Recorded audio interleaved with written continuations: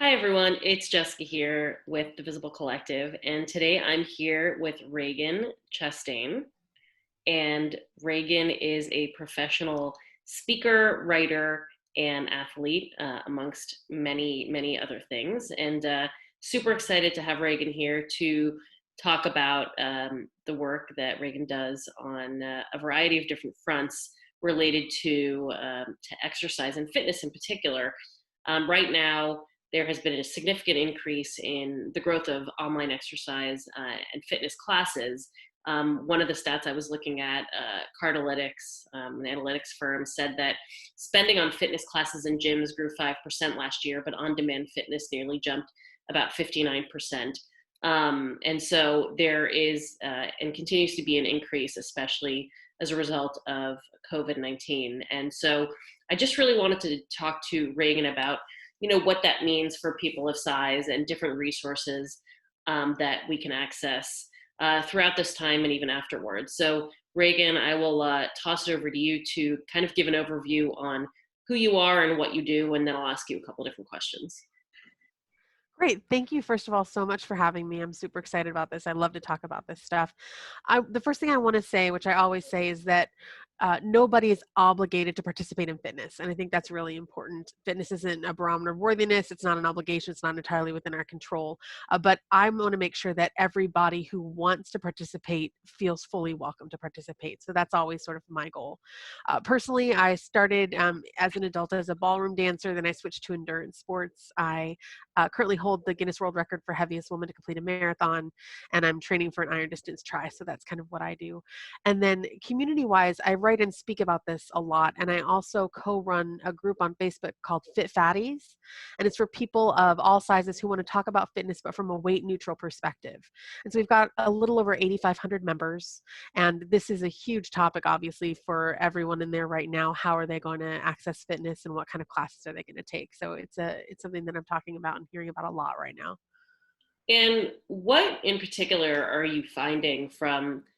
I mean, I obviously am in that group, and I see what people post, and it's really incredible, the community that's been created there and the creativity within the community. And I'm just kind of wondering, what are some of the are the needs being met of people with the streaming services that currently exist with online fitness and exercise and some of these apps, or is there an opportunity to really create something new and different for all bodies?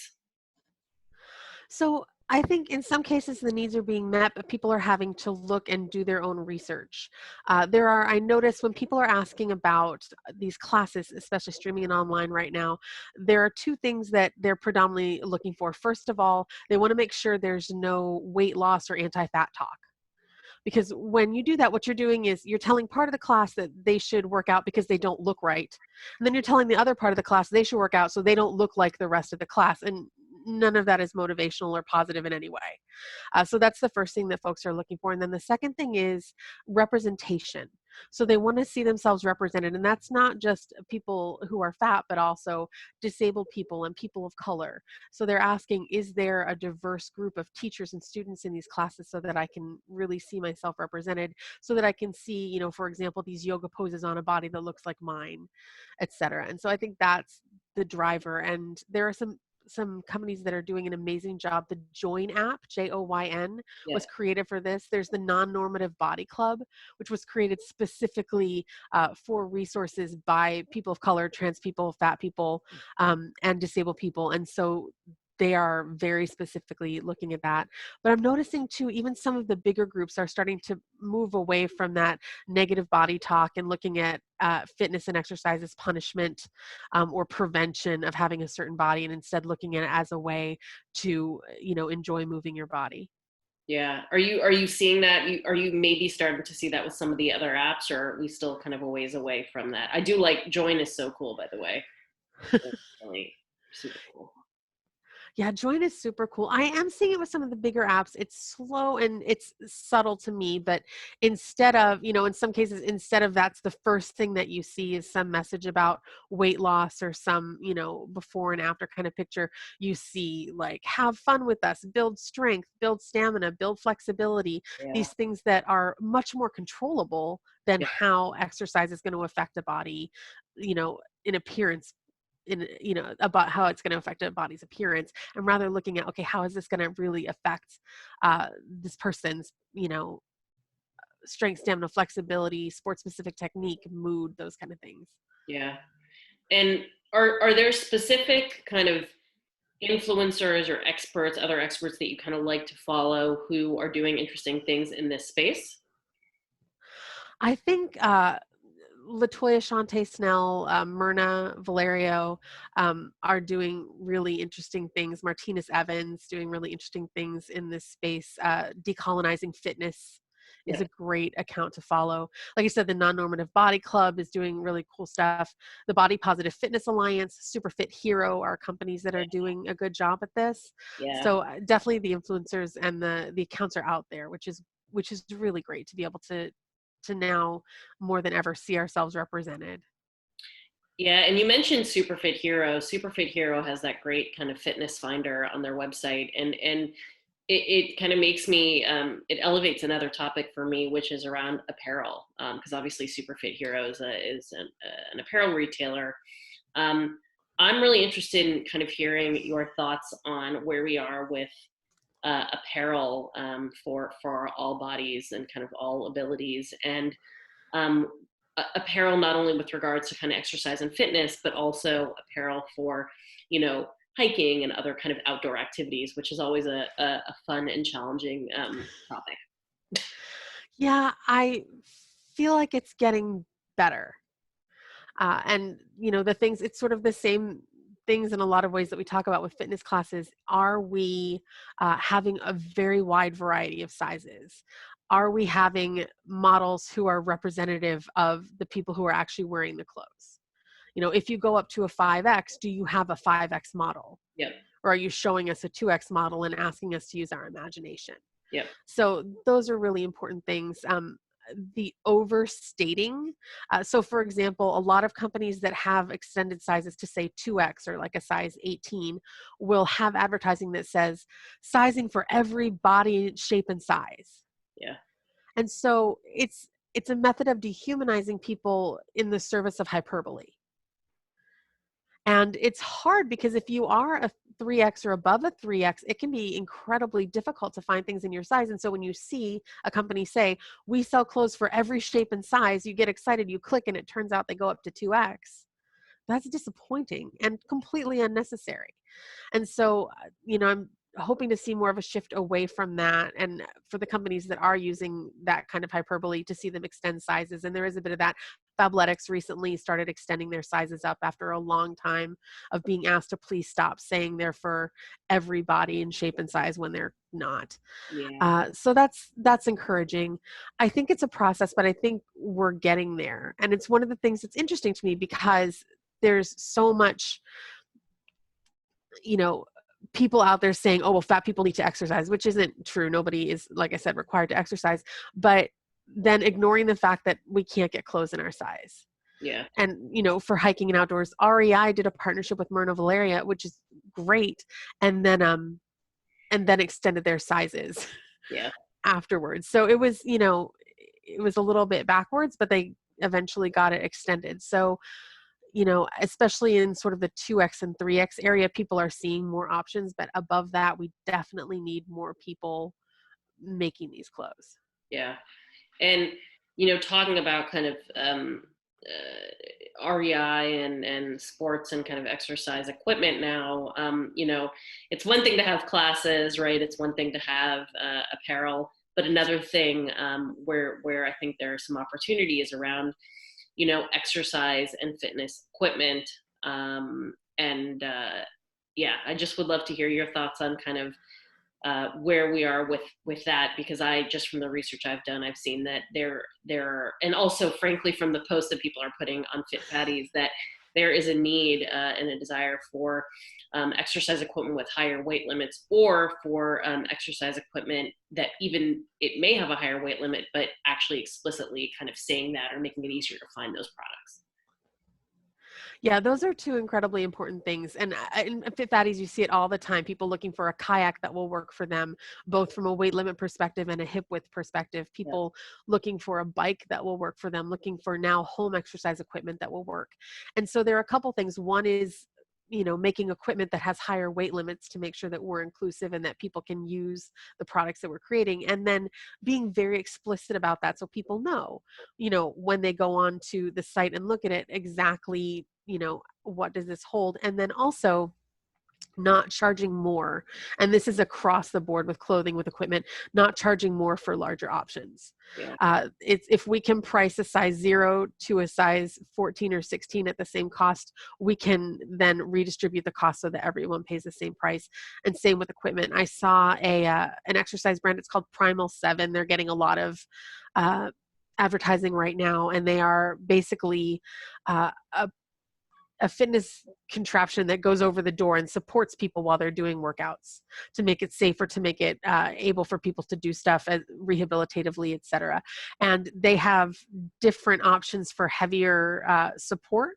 Yeah. So a band that supports up to 200, a band that supports up to 400, and they're not charging more for the higher weight. And it was a topic of discussion in a number of groups that I'm in, how awesome that was and how much people wanted to support that. And I think that's important too, is to note that it's not just the people who are at these higher weights, it's also the people who want to support them, who are saying, I'm not going to buy clothes or equipment from someone who doesn't accommodate everyone, right? I'm not going to be an activist only until my own needs are met.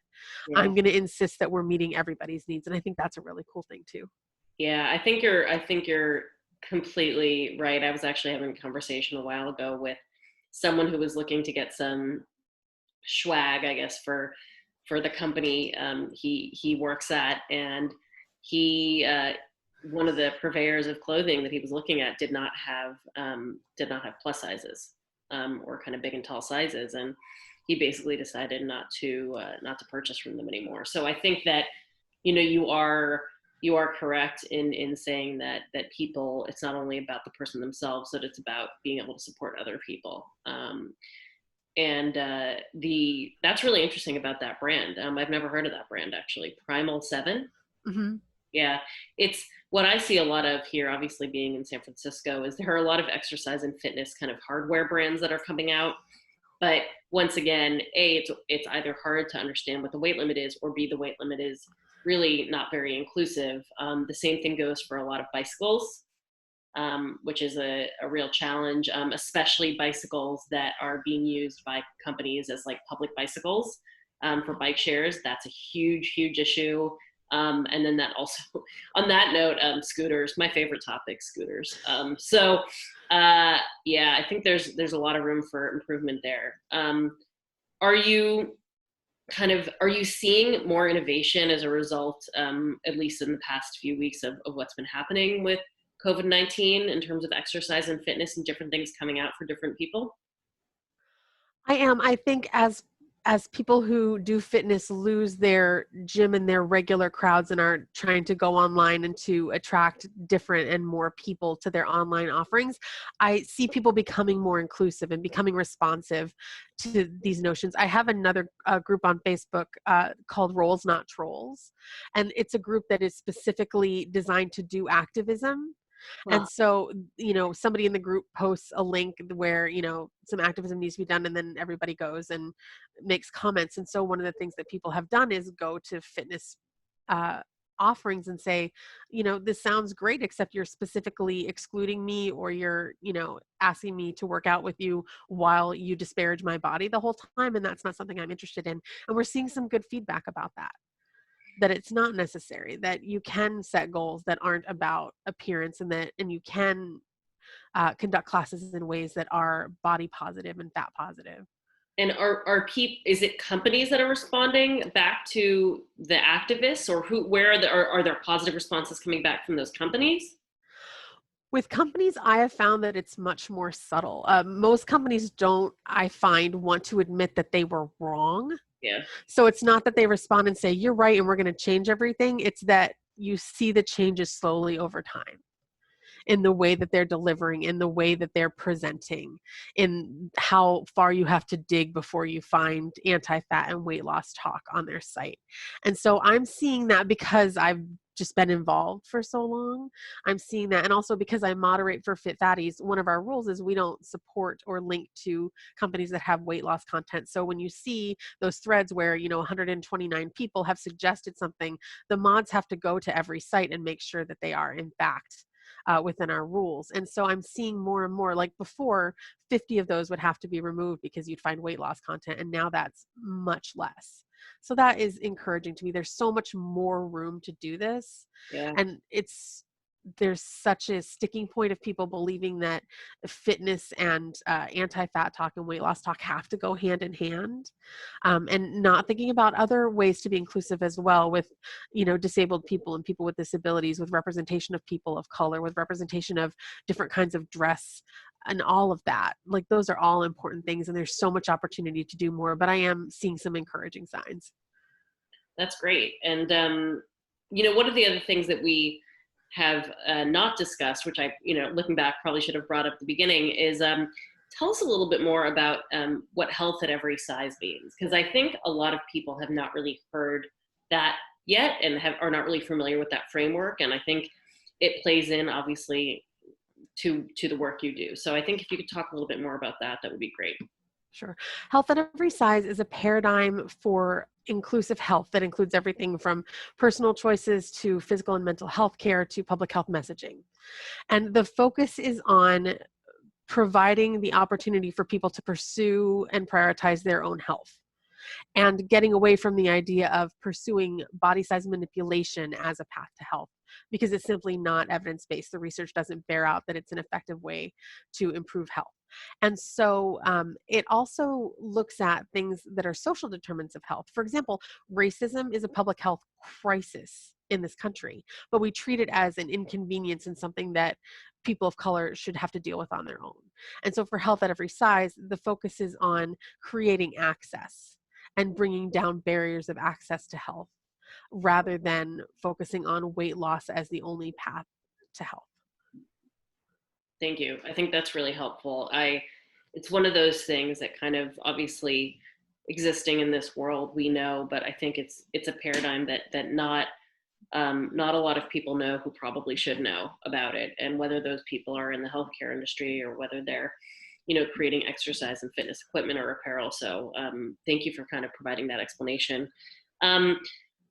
Or I guess, is there anything, like if you had to pick 3 things that you'd like to see happen within the realm of kind of exercise and fitness, that would just improve things for people of size, what would those things be? And it could be 3, it could be 2, 1. I mean, whatever you think, just kind of what would you like, what's your wish list of things, I guess?